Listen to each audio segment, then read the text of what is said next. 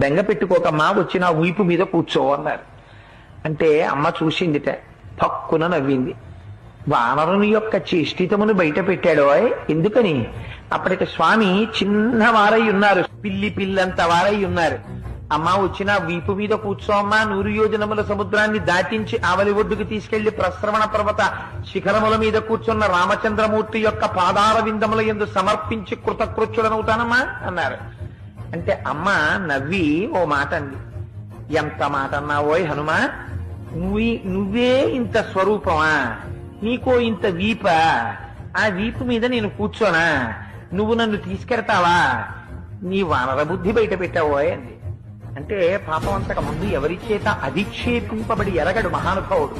అంత మాట నేసింది అమ్మ నన్ను, ఇదే నా స్వరూపం అనుకుంటోంది, నా స్వరూపం ఏమిటో అమ్మకి చూపించాలనుకున్నాడు.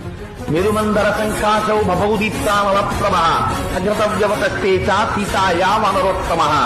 ఒక్కసారి మేరుపర్వత శిఖరాలు ఆకాశాన్ని చుంబిస్తూ ఎలా ఉంటాయో అంత స్వరూపాన్ని పొందేసి పెద్ద పెద్ద పాదాలతో, పిక్కలతో, మోకాళ్లతో, బలిసినటువంటి తొడలతో, సన్నటి నడువుతో, విశాలమైనటువంటి వక్షస్థలంతో, శంఖం లాంటి కంఠంతో, కాల్చిన పెనం లాంటి ముఖంతో, వాడి అయినటువంటి కోరలతో, పచ్చటి కన్నులతో, పెద్ద శిరోజములతో, మహానుభావుడు పరిఘల వంటి భుజములతో, పెద్ద పెద్ద వేళ్లతో, అంతంత అరిచేతులతో స్వామి నిలబడేటప్పటికీ అంత పైకి చూసి అమ్మ ఆశ్చర్యపోయింది.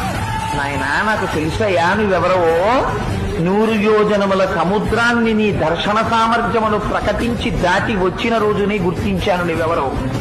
ఇలా రాగలిగినటువంటి శక్తి ఒక్క గరుత్మంతుడికి ఉంది, నీ తండ్రి వాయుదేవుడికుంది.